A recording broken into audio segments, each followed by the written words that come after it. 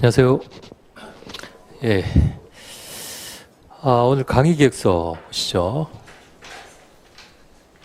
첫 페이지 보시면 위에 있는 그 QR코드는 똑같이 질문, 그다음에 오픈 카톡방, 구글 드라이버 이렇게 돼 있습니다. 그 구글 드라이브에 제가 그 행정법 문제하고 그 기본 강의 문제하고 해설, 그 다음에 잘 쓴 답안도 올려드렸어요. 그래서 한번 꼭 읽어보시기 바라고요.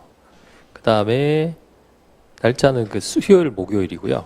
다음 주는 강의가 없습니다. 다음 주는 강의가 없고요.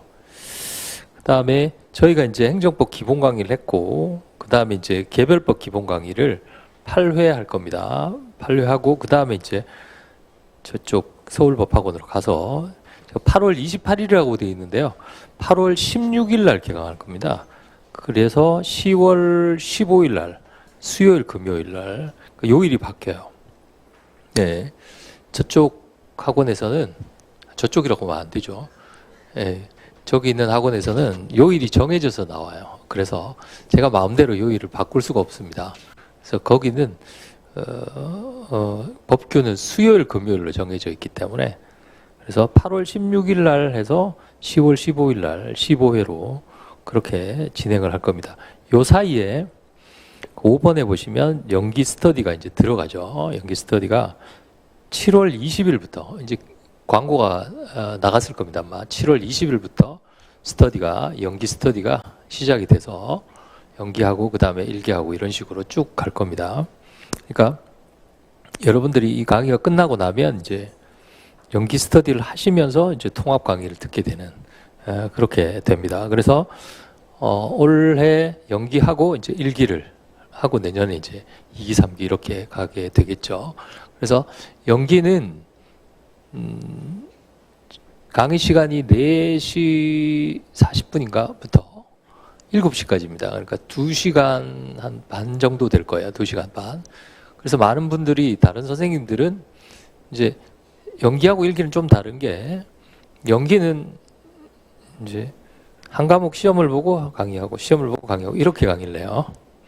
근데 일기부터는 시험을 왕창 보고 강의를 이렇게 하고 이렇게 돼 있어요. 그러니까 시험을 왕창 보고 강의를 하기 때문에 시험 시간을 제가 늘렸다 줄였다를 할 수가 없어요. 왜냐하면 다른 선생님들도 시간이 정해져 있기 때문에.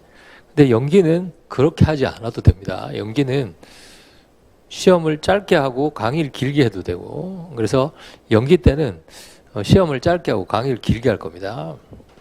2시간 한 반 강의면 강의를 2시간가량 할 거예요. 2시간가량. 그래도 2시간가량 하면 시간이 꽤 되죠. 그 2시간을 연기가 아마 12회인가 뭐 그렇게 돼 있을 텐데요. 그거를 지금 16대 8로 나눠가지고 앞부분은 행정법 강의를 해드리고, 그 다음에 뒷부분은 개별법 강의를 해드릴 거예요. 연기 스터디 때도 교재는 이걸로 할 겁니다. 아시겠죠? 그러니까 그 강의 해드리고 시험 보시고, 시험은 계속 봅니다. 시험은 계속 보는데 제 강의도 그만큼 강의 시간을 확보를 해야 되는 거죠. 그러니까 그렇게 하면서 그렇게 할 거고, 그러니까 연기 스터디 때는 이제 기본 이론을 계속 공부를 하시면서 이제 통합 강의를 만약에 들으시면 통합 강의 때는 이제 심화 강의를 듣는 거죠. 그러니까 통합 교재로 1기부터 다시 할 겁니다. 그래서 연기 스터디 강의 교재는 이 2권이고, 이 2권은 이제 기본서예요. 기본서고, 나중에 이제 공부하실 때는 그 통합서 한 권으로 그냥 끝까지 가신다라고 생각하시면 됩니다. 근데 지금부터 처음부터 통합서로 하시면 너무 어려워요. 네.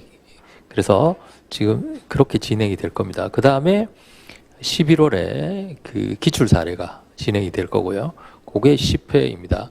이제 사실 거기까지 하면 정규 기본 이론은 이제 끝나고 나머지 부분을 할 텐데, 그 스터디 할 때도 뭔가 좀 다르게 지금 생각을 하고 있습니다. 저만의 또 특징이 있어야 되잖아요. 남들이 따라오지 못하는. 지금 생각해 놓고 있어요. 그래서 판례라든지 이런 것들, 판례를 제가 기존에 나와 있는 판례집을 보면 뭐뭐인가 그렇다, 뭐뭐인가 그렇지 않다, 이런 식으로 판례집이 나와 있더라고요. 판례집이라고 되어 있는 것들은 그건 객관식 판례집이지 주관식 판례집이 아닙니다. 객관식은 OX만 알면 되죠. 그러나 주관식은 답을 쓰는 겁니다. 답을 쓰는 거예요. 판례집은 그렇게 쓰면 안 돼요. 판례집은 한 판례를 가지고 처음부터 끝까지 아시겠죠? 다 읽어보는 겁니다. 그 안에 법리가 뭐가 들어가 있는지. 그래야 공부가 돼요. 나중에 제가 판례집을 쓸 시간은 없지만 지금은 제가 판례를 나누어 드릴 겁니다. 처음부터 끝까지 그런 판례들을 예를 들면 매주 한 개씩이라든지 판례복 이렇게 해서 판례를 처음부터 우리 다 배웠잖아요. 이제 다 배웠기 때문에 거기에 나와 있는 내용들을 다 알아야 됩니다. 그러면서 이제 공부가 되는 거예요. 그래서 그 판례를 대법원 판결문을 이해할 정도가 되면 상당한 실력이 올라가 있는 거예요. 상당한 실력이. 근데 대법원 판례를 질문을 하시는 분들이 저한테 되게 많아요. 하시는 분들의 한 50%는 판례를 제대로 안 읽은 거예요. 판례는 진짜 꼼꼼하게 읽어야 되거든요. 뜨문뜨문 읽으면 안 됩니다. 우리 그냥 교과서 읽듯이. 그래서 나중에 제가 판례 읽는 법도 설명을 해드리겠습니다. 그렇게 진행이 될 거고요. 그 다음에 강의 일정은 다음 페이지에 강의 일정대로 되어 있고, 역시 두 번째 줄에 2번에 보시면 복습 모의고사를 볼 겁니다. 그러니까 예습이 아니라 복습이에요. 복습 모의고사를 볼 것이고, 시험은 지난번처럼 꼭 보시기 바랍니다. 예. 그 다음에 중요한 파일들은 오픈 카톡방 통해 가지고 구글 드라이브에 다 올려드릴 거고요. 질문은 하시면 되고, 그 다음에 주교재는 이 책입니다. 이 책은 196페이지죠. 196페이지. 아마 기존에 나와 있는 개별법 중에서도 제일 얇을 겁니다. 행정법도 제일 얇죠. 행정법이 230페이지 됩니다. 근데 선생님 행정법이 230페이지인데 얘가 190페이지면 개별법이 너무 두꺼운 거죠. 개별법이 두꺼운 게 아니고요. 두꺼운 게 아니고 이 종이가 두껍습니다. 그리고 또 하나는 이 종이가 안 두꺼우면 안 돼요. 그리고 또 하나는 이거 편집을 좀 널렁널렁하게 했어요. 이게 너무 얇으면 이 글자가 안 나온답니다. 이 글자가 안 나와서 그래서 190여 페이지. 근데 내년에 더 줄인다고 하니까 출판사에서 제발 더 이상 줄이지 말라고. 그러면 책을 만들기 어렵다고 그러더라고요. 그래서 요 수준 정도로 갈 예정입니다. 그래서 개별법을 공부를 하실 텐데 개별법은 아무래도 법리가 별로 없어요. 그래서 상당히 지루합니다. 상당히 지루하고, 또 하나는 시험에 나오는 부분과 시험에 나오지 않는 부분이 거의 정해져 있어요. 시험에 나오지 않는 부분은 안 나옵니다. 그런데 제가 지난번에도 행정법 시간에도 말씀드렸다시피 너무 그 부분에 집착하시는 분들이 많아요. 예를 들면 시험 범위가 아닌 게 어디 있습니까? 여기 시험 범위죠. 자, 예를 들면 물상대위라고 해봅시다. 물상대위. 물상대위가 행정법이에요? 행정법 아닙니다. 물권법이지. 행정법 교수님들도 잘 몰라요. 물상대위 배운 지 오래돼가지고. 위험부담 이런 거는 아예 시험에 안 나온다고 생각하시면 됩니다. 아시겠죠? 그러니까 시험에 나오는 부분과 시험에 나오지 않는 부분을 정확하게 쪼개가지고, 사실 행정법은 어떤 게 나온다, 어떤 게 안 나온다 라고 하기가 어려워요. 뭐가 나올지 모르기 때문에 그렇습니다.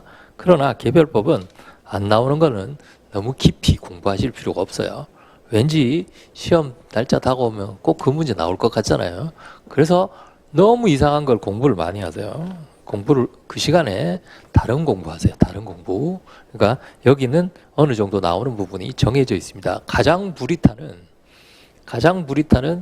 마지막에 한 문제에 나오는 약술 문제.